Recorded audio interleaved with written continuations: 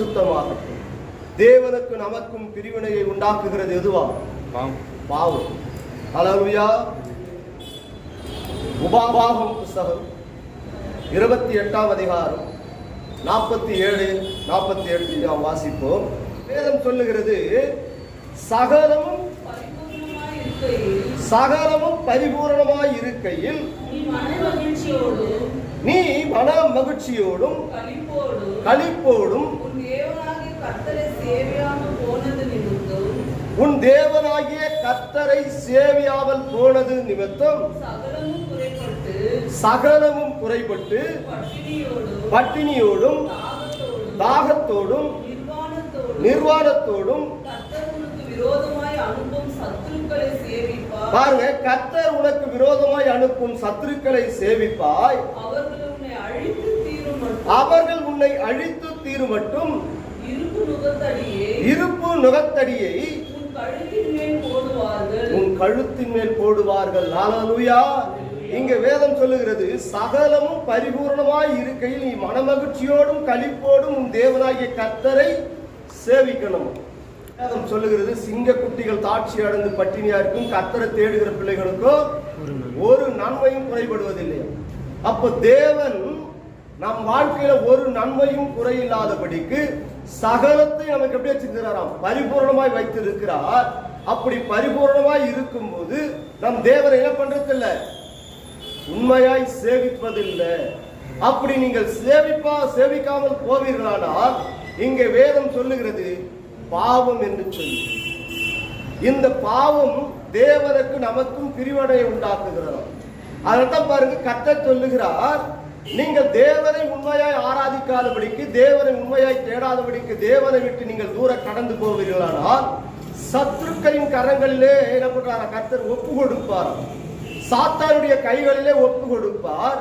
அப்படி சாத்தானுடைய கைகளிலே ஒப்பு கொடுக்கும் போது தேவனை நாம் என்ன பண்ண முடியாது? உண்மையாய் கர்த்தருடைய நாமத்தை நம்ம மகிமைப்படுத்தவே முடியாது. தேவ நாமத்தை நாம் என்ன பண்ண முடியாது? உண்மையாய் பிரஸ்தாபப்படுத்தவும் முடியாது. ஆனால் வேதம் சொல்லுகிறது, நமக்கும் தேவனுக்கும் பிரிவினை உண்டாக்குகிறது பாவம். எது பாவம்? கர்த்தர் நம்மை மனப்பூர்வமாய் ஆசீர்வதிக்கும் போது, கர்த்தர் நம்மை எப்படி வச்சுக்கிறாரா?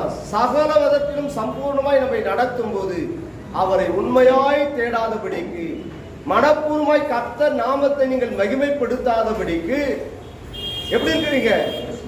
தேவனை விட்டு நீங்க தூர இருக்கிறீங்க.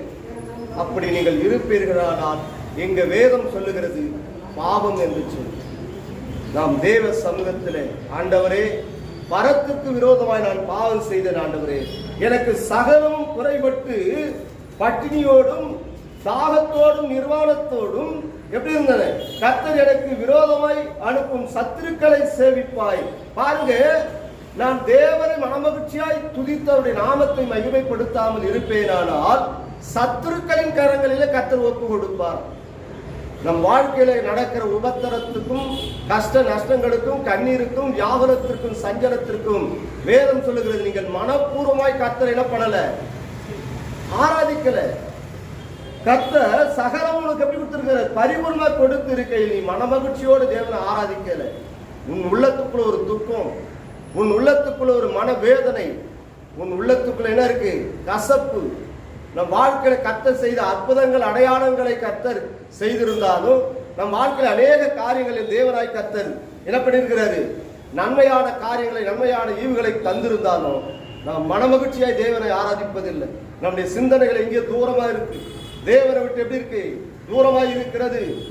பாருங்க, தேவனுடைய ஆலயத்துக்கு போவோம் வாருங்கள் என்று சொல்லும் போது உள்ளத்தில் என்ன வரணும்? ஒரு மனமகிழ்ச்சி வரணும். அப்படி நாம் மனமகிழ்ச்சியோடு தேவனை ஆராதிக்காதபடிக்கு காணப்படுவோமானால் இங்க வேதம் சொல்லுகிறது பாவம் என்று சொல்லி. முழங்கால் படியிட்டு நாம் தேவ சமூகத்திலே பாவ அறிக்கை செய்வோமா? ஆண்டவரே, அறிந்தும் அறியாமல் என் தகப்பனால் செய்த இந்த பாவத்தை மன்னியும் அப்பா. என்னை சகலம் எனக்கு பரிபூர்ணமாய் கொடுத்து இருக்கையில் ஆண்டவரே, நான் மனமகிழ்ச்சியாய் ஆராதிக்கவில்லை அப்பா. எதையோ குறித்து என் இருதயம் கவலைப்பட்டு கொண்டிருக்கிறது ஆண்டவரே. உலக காரியங்களை குறித்து என் இருதயம் கவலைப்படுகிறது. என் சரீரத்தை குறித்து என் இருதயம் கவலைப்படுகிறது ஆண்டவரே. இதோ லௌகிக கவலை ஆண்டவரே. உலகத்தை குறித்து எனக்கு ஒரு கவலை ஆண்டவரே உடைய சமூகத்தில் என்னை தாழ்த்தி ஒப்பு கொடுக்கிறேன் அப்பா. என் தகப்பனை இந்த பாவத்தை மன்னியும் தேவனே. உமது சமூகத்தில் நான் மனமகிழ்ச்சியோடு துதித்து உடைய நாமத்தை மகிமைப்படுத்த கூடாதபடிக்கு எங்களுக்கு உமக்கும் பிரிவினையை உண்டாக்குகிற ஆண்டவரை இந்த பாவம் பெரிய சுவராய் காணப்படுகிறது. இயேசு கிறிஸ்துவுடைய ரத்தம் அது சகல பாவங்கள் இந்த கழுவி என்னை பரிசுத்தப்படுத்தும் என்று சொன்னீரே. தன் பாவங்களை அறிக்கை செய்து விட்டு விடுகிறவனோ என்னிடத்தில் இரக்கத்தை பெறுவார் என்று சொன்னீரே. இரக்கத்தில் ஐஸ்வர்யம் உள்ள என் தெய்வமே, உமது பாதத்தில் எங்களை தாழ்த்தி அர்ப்பணித்து ஒப்பு கொடுக்கிறோமப்பா. குடிகொண்டிருக்கிற அக்கிரமமும் துன்மார்க்கமும் தேவனுக்கு பிரியமில்லாத சிந்தனைகளுமே ஏசப்பா என்னை தூரப்படுத்துகிறதப்பா. ஏசப்பா, நீர் எனக்கு சகலமும் பரிபூர்ணமாய் கொடுத்து இருக்கிறீர். நான் மனமகிழ்ச்சியோடு உம்மை ஆராதிக்க, மனமகிழ்ச்சியோடு உம்முடைய நாமத்தை நான் மகிமைப்படுத்தும்படியாய் கடந்து வந்திருக்கிறேன். ஆண்டவரே, என் பாவத்தை மன்னியும் என்று சொல்லி பாவ அறிக்கை செய்கிற ஒவ்வொரு பிள்ளைகளையும் உம்முடைய ரத்தத்தினாலே கழுவி பரிசுத்தப்படுத்தும் அப்பா.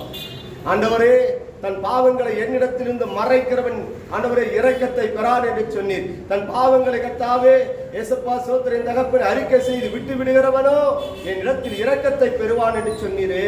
இந்த பாவத்தை அறிக்கை செய்து நான் விட்டு விடுகிறேன் என்று சொல்லி மனப்பூர்வமாய் உள்ளத்தின் ஆழத்திலிருந்து மனதார கர்த்தாவுடைய நாமத்தை மகிமைப்படுத்துகிற ஒவ்வொரு பிள்ளைகளை ஆண்டவரை கண்ணோக்கி பார்த்ததற்காக நன்றி.